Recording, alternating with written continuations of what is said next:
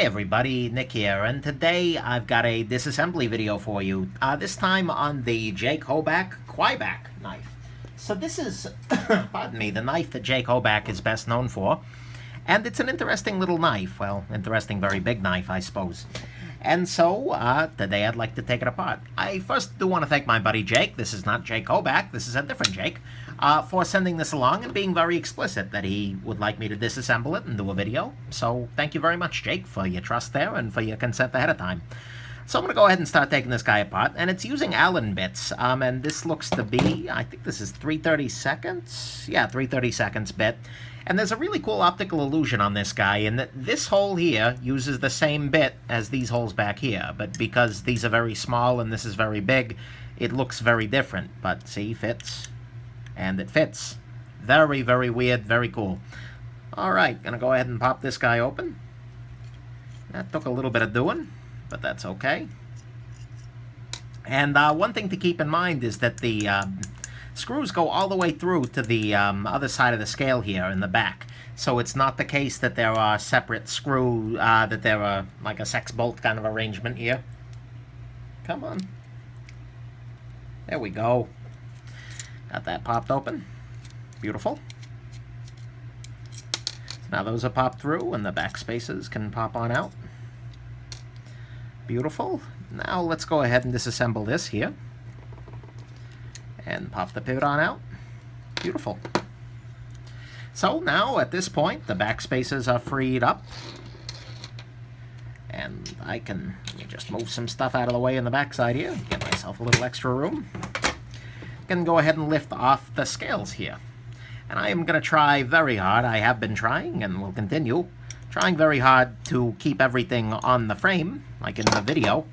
But that can occasionally be rather tough. So okay, right here I see that a very thick grease has been used to lube this guy up, and that's fine, but it probably is the reason why the action is a little on the slow side right now. So gonna set that down there, and it's time to start doing some actual cleaning. First off, we see actually the inside of this knife is pretty impressive. You've got milling all over the place to reduce the amount of weight here. You have a lock bar insert, which is rather nicely done here, using some thrust bearings there, a big old internal stop pin. And, you know, it just reinforces the idea, and the rightful idea, that this knife is very overbuilt. This knife is beefy.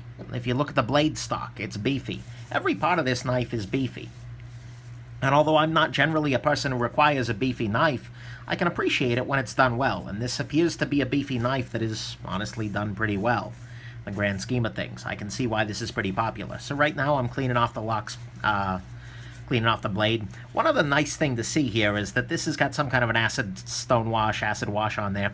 But if you look closely, you can see not only is there a ramp for the detent, but this area here is polished. He has actually gone so far as to either polish or simply not scuff the area that the detent glides on, as well as the bearing area, which is a beautiful thing. And on the other side, the bearing. And so this knife has the capability to be a lot smoother than a knife where that's not been done. So that's a clear sign that Jake Hoback is giving a damn there. Big fan of that. Right now, I'm just washing off the bearings here by running them on this. And those thrust bearings seem reasonably beefy. You know, I'm not actually thinking that this pivot's not coming out. Whether it can't come out or it's just not at the moment, I'm not going to fight it. Because in general, if something doesn't want to move and you don't need to move it, you shouldn't move it. There we go, cleaning that. Alright, I'm going to wipe down the inside of the scales here. And I'm wiping off the pivot, and actually I'm going to need to use a little Q-tip here to get into the bearing race, because it's probably best. So, oh there, little pile of booze there. It's okay. And this will also have the effect of cleaning the pivot rather nicely. I can let that evaporate. I'm also going to hit the lock face because, you know, why not, right? Everything else looks good here. Now I'm going to go here, do the other side. Interesting. Yeah, actually, I'm not 100% on this, but if we look very closely, I believe we can see here that there is an insert inside the titanium. There is some kind of a bearing race, stainless bearing race from the looks of it, separate from the titanium that's in there. I don't know that that's super necessary, but it's certainly not a bad thing. And again, it's a sign that the fact that it's machined so tightly to the rest of it makes me think that, again, Jake Hoback's given a damn here. I am actually a lot more impressed opening this knife up than I had been previously, but I haven't carried it much. This is one of those things where I'm really grateful when a viewer allows me to do the disassembly, not only because it lets me, I'm just cleaning the stop pin here, not only does it let me see the knife from a different perspective, but it also gives me a chance to make sure that the knife is at the top of its game. A knife that's greased with some very, very heavy silicone, white silicone something or another, is not going to be as smooth as a knife that's been greased with a modern sort of lubricant. And so now I get to see the Kwaiback here, kind of, like I said, at the top of its game. So, interestingly, there is a backspacer that is missing. There it is.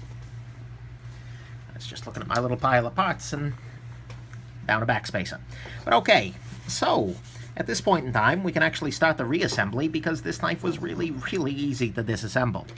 So, let's go ahead and do that now. Go ahead and use a little bit of nano oil here.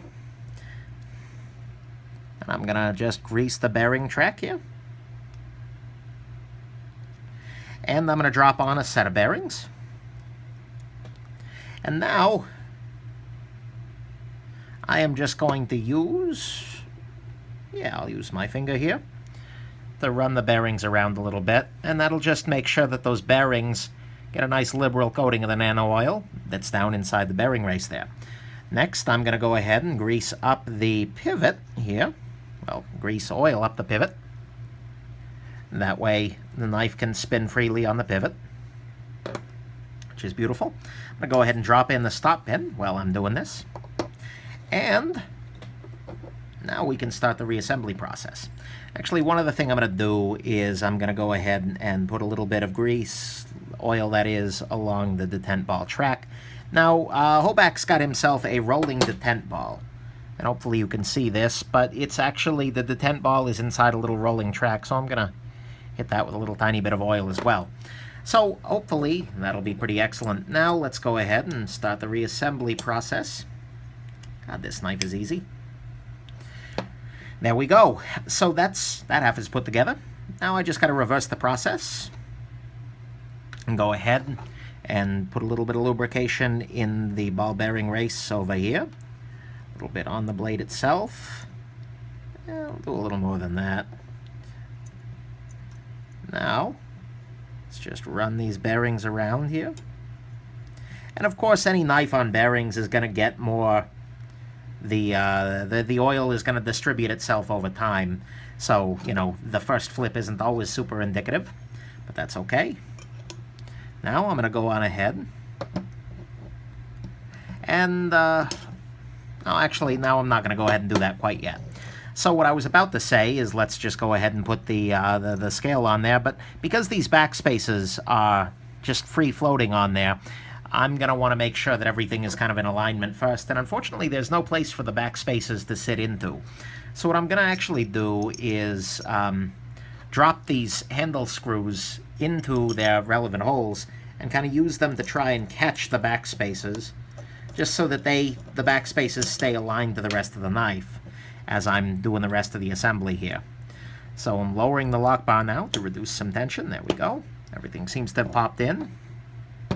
I'm going to put an initial little turn. Thank you, Jake Hoback, for using just a single bit size in this. That's a beautiful thing and an utter joy.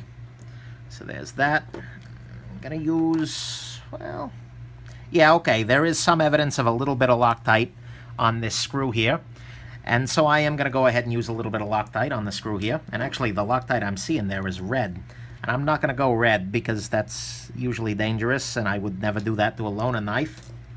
Frankly, I'd never do it to one of my own. But so I am going to use a little bit of Loctite here. Get that screwed in there. Just again, that's an initial tightening. And then I'm going to use my little oiler here. Come on now. Sorry for the camera bump. A little bit of Loctite onto there, and then just apply it to the inside of the scale here. Again, not using too much, but just a little bit, giving it a little bit of extra support. Now, I'll screw these guys the rest of the way in here.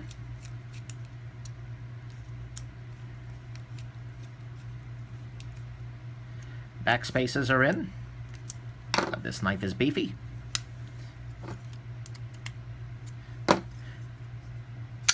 And on full tension, oh wow, that's pretty smooth.